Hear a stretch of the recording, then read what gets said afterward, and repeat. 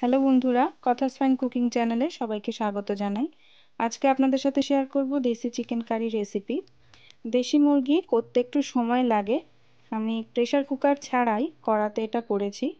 কিভাবে করলে এর স্বাদ খুব সুন্দর হয় সে পদ্ধতি আপনাদের সাথে শেয়ার করব। যদি রেসিপিটি ভালো লেগে থাকে অবশ্যই একটি লাইক করবেন, কমেন্ট বক্সে আপনাদের মতামত জানাবেন।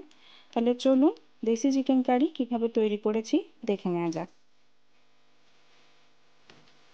সবার প্রথমে আমি এখানে 800 গ্রাম দেশি চিকেন নিয়ে নিয়েছি। নুন, হলুদ আর সর্ষের তেল দিয়ে ম্যারিনেট করে রেখে দিয়েছি। এবার একটি মিক্সিং গ্রাইন্ডারে আমি নিয়ে নিয়েছি আদা রসুন সম পরিমাণে, নিয়ে নিয়েছি দুটো কাঁচা লঙ্কা, একটা শুকনো লঙ্কা আর দিয়ে দিয়েছি সামান্য লবণ। সমস্ত উপকরণগুলোকে মিক্সিং গ্রাইন্ডারে ঘুরিয়ে একটি ফাইন পেস্ট তৈরি করে নিতে হবে। এরপর কড়াতে আমি সর্ষের তেল দিয়ে দিয়েছি বড় চামচের 5 চামচ।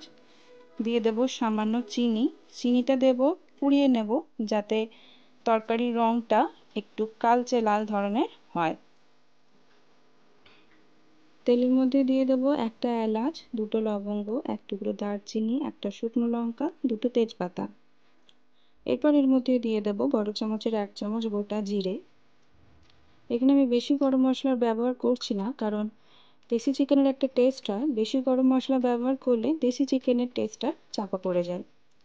দেখুন চিনিটা এরকম লাল হয়ে উঠবে নিচ থেকে, ঠিক এই সময় আদা রসুনের পুরো পেস্টটা আমি তেলের মধ্যে দিয়ে দেব। 1 থেকে 2 মিনিট আদা রসুনের পেস্টটা একটু ভালোভাবে কষিয়ে নেব। 2 থেকে 3 মিনিট পর আদা রসুন কষানো হয়ে গেলে এর মধ্যে আমি দিয়ে দেব পেঁয়াজ কুচি। আমি এখানে মোট 4টে মিডিয়াম সাইজের পেঁয়াজ এভাবে কুচিয়ে নিয়েছি। দিয়ে দেব পেঁয়াজের পরিমাণ অনুযায়ী লবণ, যাতে পেঁয়াজটা তাড়াতাড়ি নরম হয়ে যায়। পেঁয়াজটা তেলের মধ্যে 2 থেকে 3 মিনিট ধরে কষিয়ে নিতে হবে। তেল ছেড়ে গেছে দেখুন, পেঁয়াজটা মোটামুটি কষানো হয়ে গেছে। এরপর আমি এর মধ্যে দিয়ে দেবো টমেটো পিউরি। আমি এখানে একটি বড় সাইজের টমেটোকে গ্রাইন্ডিংয়ের মধ্যে পিউরি বানিয়ে নিয়েছি। আপনারা চাইলে এর মধ্যে টমেটো কুচিও ব্যবহার করতে পারেন। লো টু মিডিয়াম ফ্লেমে অ্যাডজাস্ট করে টমেটো পেঁয়াজ পুরো পেস্টটাকে ভালোভাবে কষিয়ে নিতে হবে। এরপর এর মধ্যে দিয়ে দেবো 1 টেবিল চামচ হলুদ গুঁড়ো, 1 টেবিল চামচ লাল লঙ্কা গুঁড়ো, দিয়ে দেবো 1 টেবিল চামচ ধনে গুঁড়ো। আমি যেহেতু গোটা জিরে ব্যবহার করেছি তাই জিরে গুঁড়ো আর দিচ্ছি না। দিয়ে দেবো